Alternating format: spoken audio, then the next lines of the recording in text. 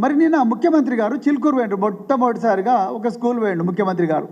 చిలుకూరు పోయి ఆయన ఎట్లా తిన్నాడు, పిల్లలు ఎట్లా కూర్చోబెట్టుకున్నాడు, అవన్నీ ఇక్కడ చర్చ అనవసరం. కానీ విషయం చెప్పాలి. ఆయన మాట్లాడుతూ ఏమన్నాడు, ఇది అందరూ తెలంగాణ ప్రజలు గమనించాలి. ఎందుకంటే అబద్ధాలే ఊపిరిగా బతుకుతున్న ఈ ముఖ్యమంత్రి గారు నిన్న ఇంకొక పిల్లల ముందర, ముక్కు పచ్చలారని పిల్లల ముందర ఒక చక్కటి అబద్ధం చెప్పిండు. ఆయన ఏం చెప్పిండండి ముఖ్యమంత్రి గారు? గత ప్రభుత్వంలో ఏమీ జరగలేదు ఈ పిల్లలకు. గత ప్రభుత్వంలో ఎప్పుడు కూడా డైట్ ఛార్జీలు ఇవ్వలేదు. గత ప్రభుత్వంలో ఎలాంటి తిండి పెట్టలేదు, కాస్మెటిక్ ఛార్జీలు ఇవ్వలేదు. అందువల్ల ఈ గురుకులాల ప్రతిష్ట అంట పూర్తిగా మంట కలిసిందంట.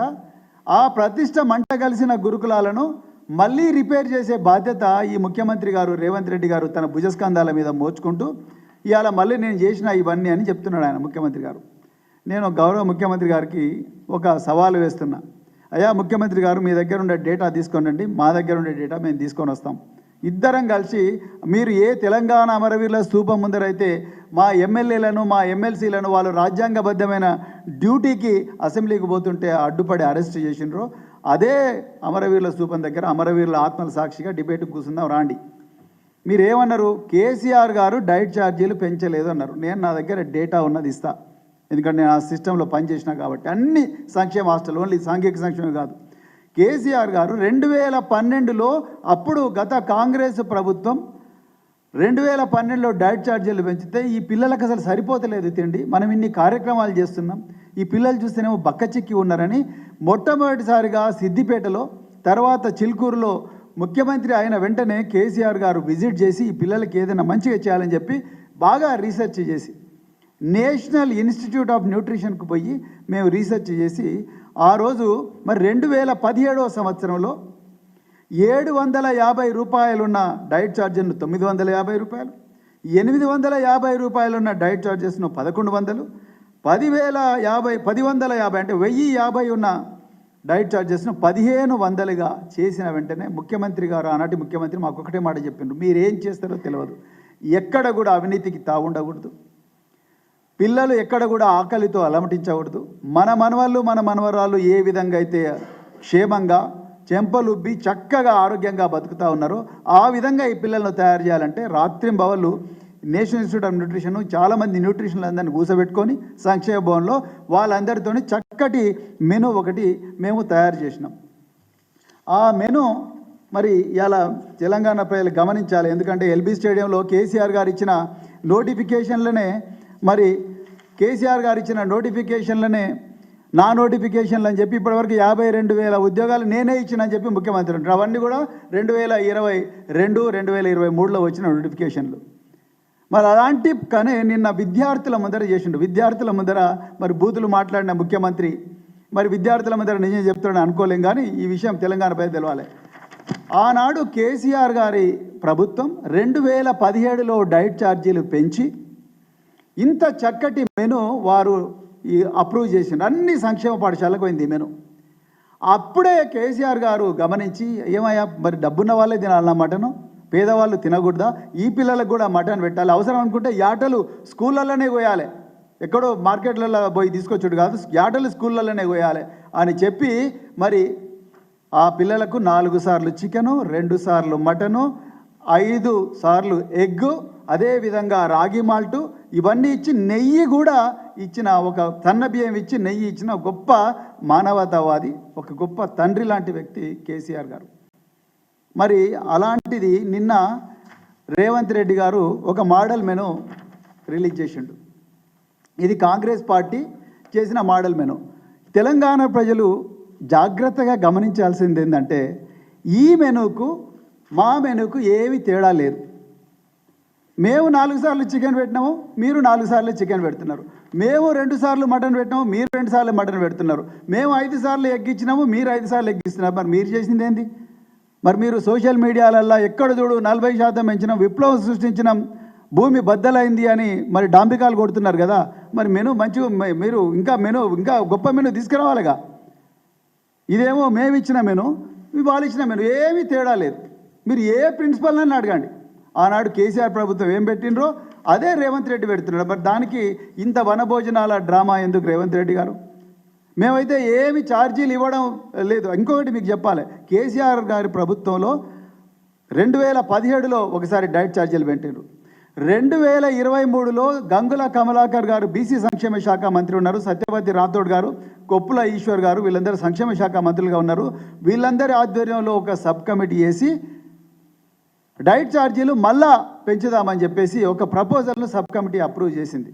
కానీ దురదృష్టవశాత్తు ఎలక్షన్లు ఉండడం వల్ల అది మరి అమల్లోకి రాలేదు. లేకపోతే అప్పుడే మరి మేము 950ని 1200, 1100, 1400, 1500, 1875గా చేయాలనుకున్నాం.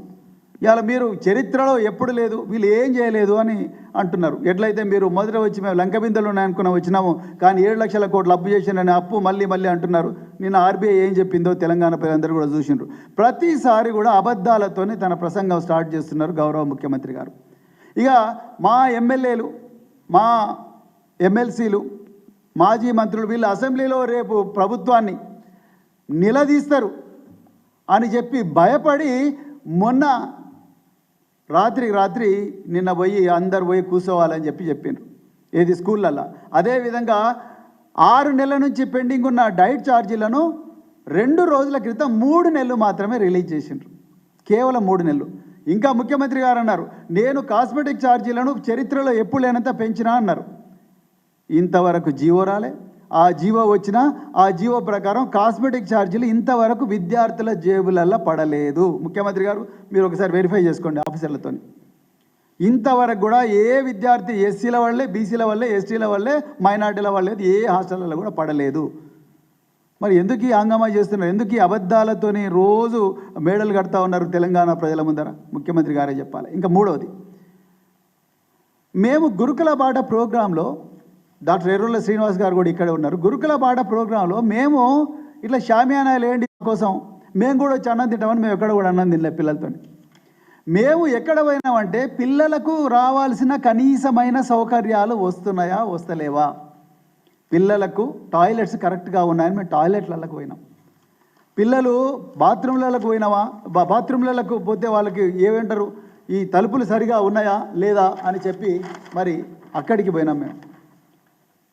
ఎంత దయనీయమైన పరిస్థితి అంటే మొత్తం టాయిలెట్లు చాలా చోట్ల బ్లాక్ అయి ఉన్నాయి. కొన్ని పాఠశాలల్లో 10 లేకపోతే 5 నుంచి 10 టాయిలెట్లే ఉన్నాయి 600 మంది పిల్లలకు.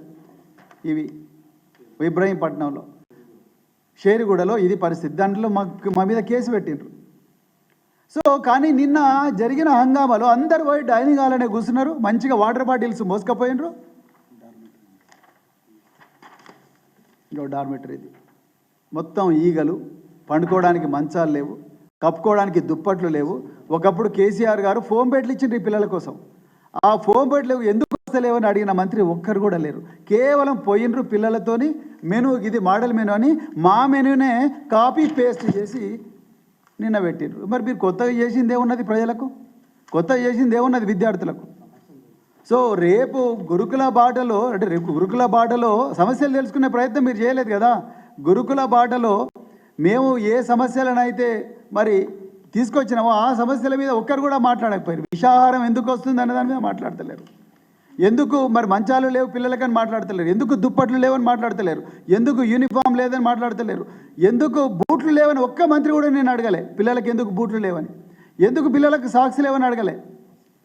ఎందుకు పిల్లలు మరి ఘోరమైన పిల్లలకి ఏమనైతే ప్రభుత్వ హాస్పిటల్కే తీసుకుపోమంటున్నారు అధికారులు. మరి కేసీఆర్ గారు ఏం ఆలోచించారు? పిల్లల ప్రాణాలు కాపాడాలంటే ఎక్కడికైనా ఉండి ముందు పిల్లలు సజీవంగా ఉండాలి, క్షేమంగా ఉండాలని వారన్నారు. జీవోలు కూడా ఇచ్చిండ్రు. ఆ జీవో కాపీ కూడా మేము ఇచ్చినాం ప్రభుత్వానికి.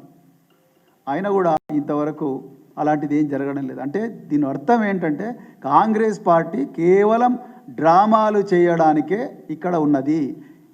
గత 365 రోజుల్లో 53 మంది పిల్లల ప్రాణాలు మరి పిట్టల్లాగా రాలిపోయినప్పుడు కానీ, లేకపోతే దాని తర్వాత విద్యార్థుల భవిష్యత్తు అగమ్య గోచరంగా మారినప్పుడు, లేకపోతే విద్యార్థుల కనీసమైన మౌలిక సదుపాయాలు లేనప్పుడు వాటి గురించి మాట్లాడాల్సిన మంత్రులు, ఎమ్మెల్యేలు ఇవాళ ఘోరంగా మరి ఒక్కరోజు పోయి ఏదో హంగామా చేసి మేమంతా పెడుతున్నామని చెప్పే ప్రయత్నం చేసిండ్రు.